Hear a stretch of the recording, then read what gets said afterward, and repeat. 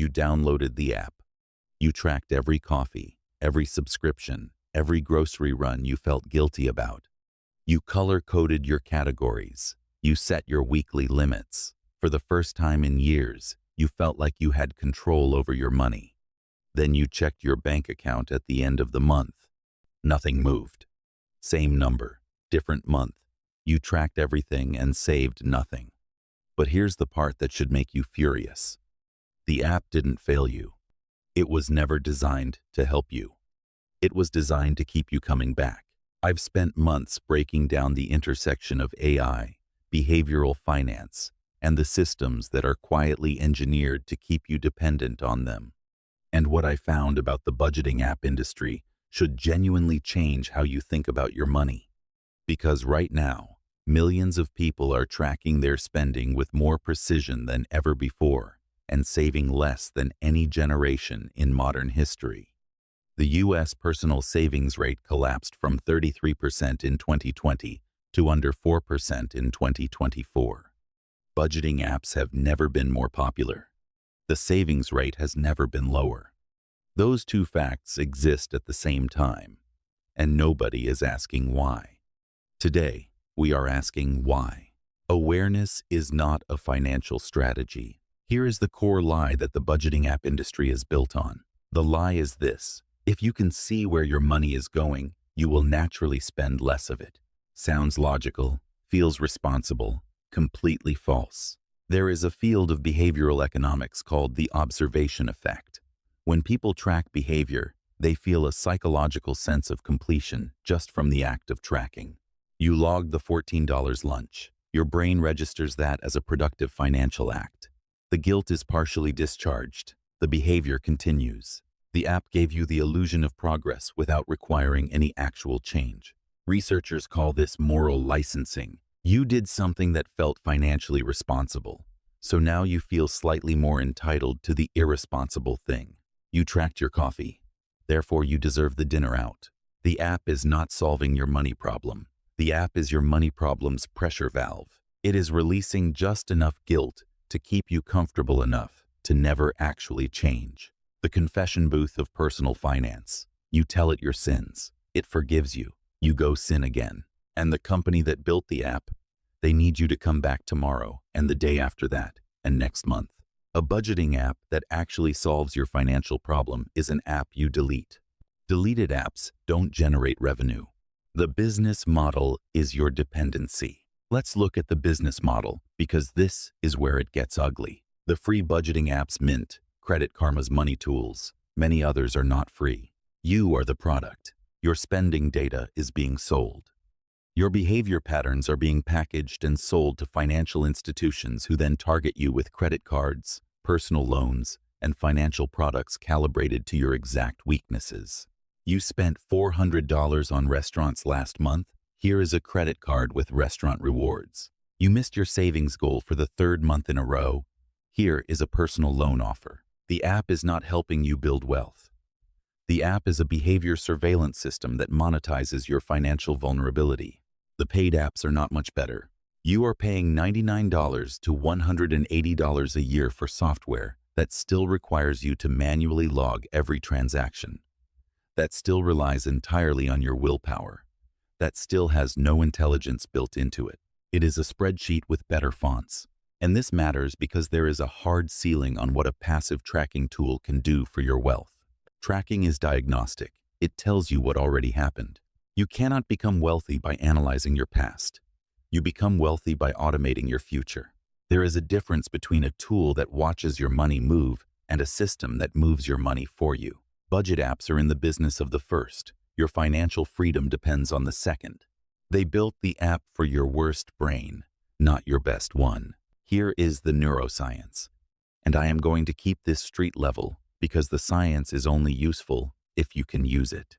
You have two financial brains running at the same time. Brain one is the planner, long-term, rational. The one that knows you should invest the $200 instead of buying the shoes. Brain two is the reactor, emotional, immediate. The one that bought the shoes anyway and then opened the app to log it. Budget apps are designed for brain one. They present data, charts, projections, and category breakdowns. But spending decisions are made by Brain 2 in a fraction of a second before Brain 1 even loads. By the time you open the app to track the purchase has already happened. The app is always arriving after the crime. This is not a discipline problem. This is a design problem.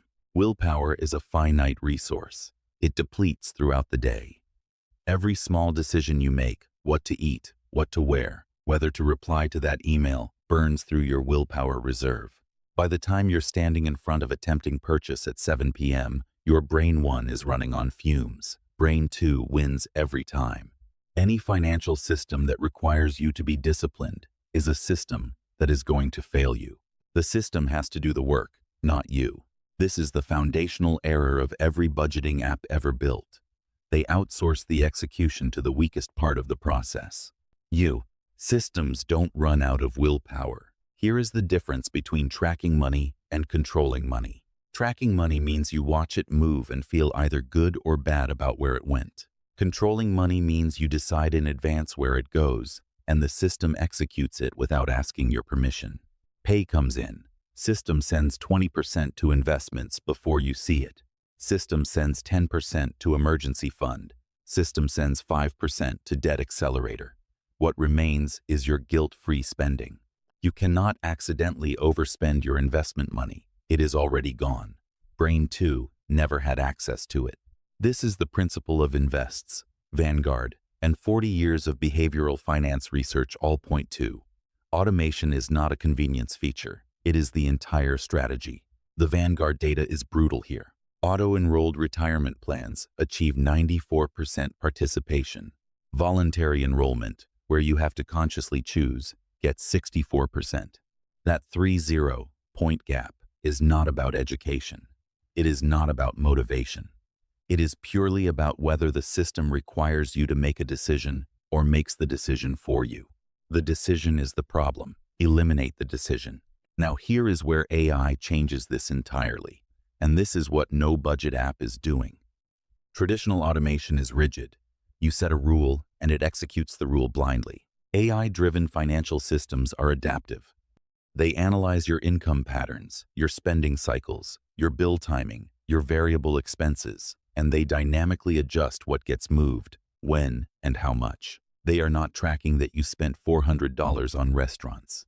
They notice that you spend $400 on restaurants every month for the third week, so they moved an extra $200 to savings in week 2 before the pattern hit. That is not a budgeting app. That is a financial system with a brain.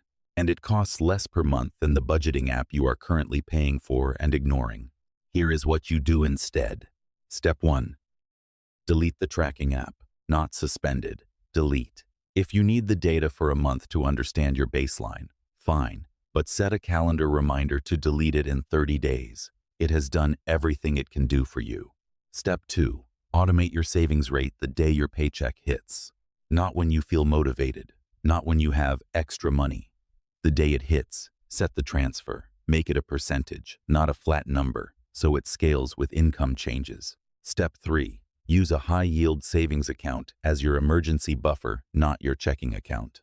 Your checking account is Brain 2's playground. Money sitting there will be spent. Move your safety net to a HISA that requires 2 days to access. The friction is the feature. Step 4. Let AI analyze your patterns, not your emotions. Tools like Monarch Money's AI features, Copilot's smart categorization, or purpose-built AI finance systems are starting to move beyond tracking into actual prediction and automation. The question to ask any tool is not, does it track well? The question is, does it act or does it just watch? Step 5, your one number. Every week, you need to know one thing, your investable surplus, not your spending categories, not your guilt score, the single number that represents what is working in your favor this week. If that number is growing month over month, you are building wealth. Everything else is noise. The budgeting app is not your enemy. It is just a mirror. And staring at a mirror does not make you healthier. It just makes you more aware of the problem while the problem continues. You are not a data input. You are not a category. You are not a pie chart of regret. You are a financial system that has been handed a passive tool and told it was an active one. The system has to do the heavy lifting. Your job is to build the system, point it forward, and get out of its way. In the next video, I'm going to show you the exact AI finance stack, zero cost to low cost, that replaces everything a budget app tries to do, but actually executes instead of just observing. If you want to stop tracking your failure and start automating your success, subscribe. That video is coming. The app is watching your money disappear. Build the system that stops it.